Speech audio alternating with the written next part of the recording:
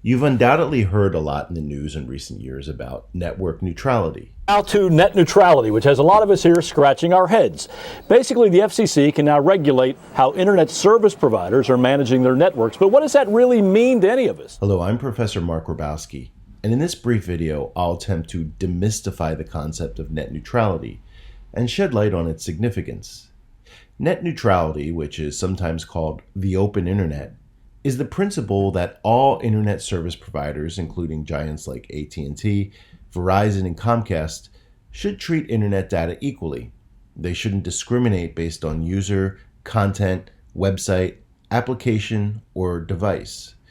To put it in simple terms, it's like the principle behind the electric grid, where all appliances, whether it's a lamp, or an air conditioner, or a computer, receive power equally.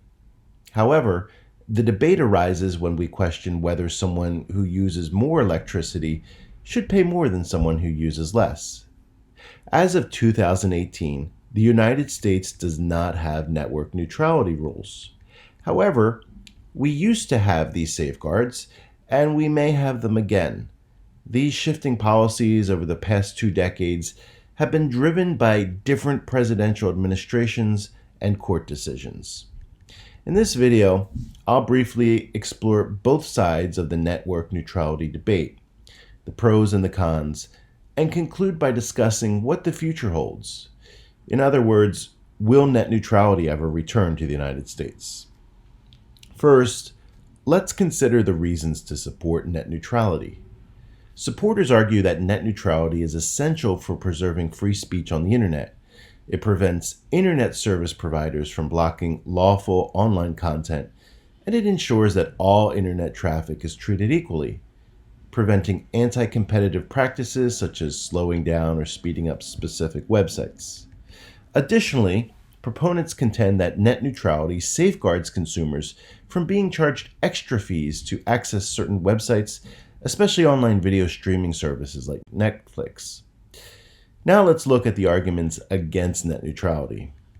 Opponents believe that the internet should remain free from heavy government regulation, and that it has thrived remarkably without net neutrality regulations. They argue that net neutrality may hinder investment in crucial internet infrastructure.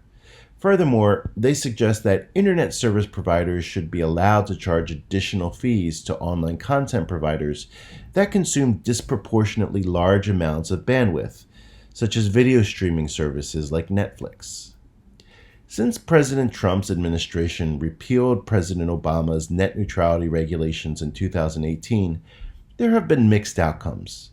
On one hand, internet service providers have reduced their investments in infrastructure, leading to a lack of improvement in internet services.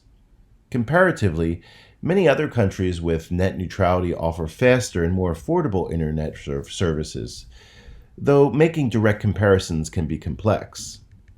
On the other hand, during the COVID-19 pandemic, when most Americans were working and studying from home, the internet coped admirably.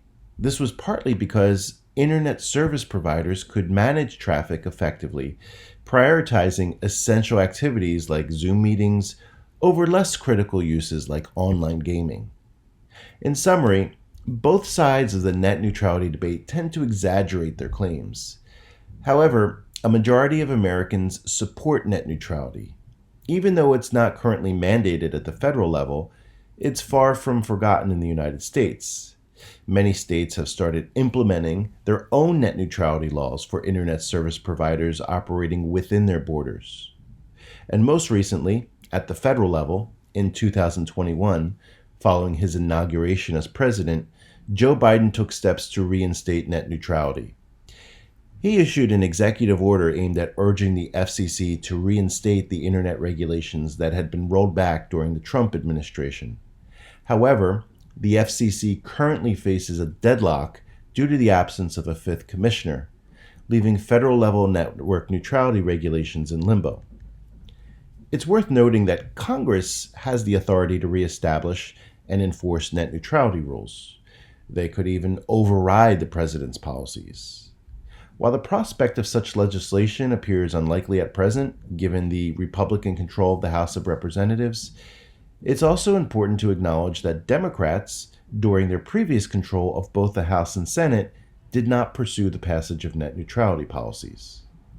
So stay tuned.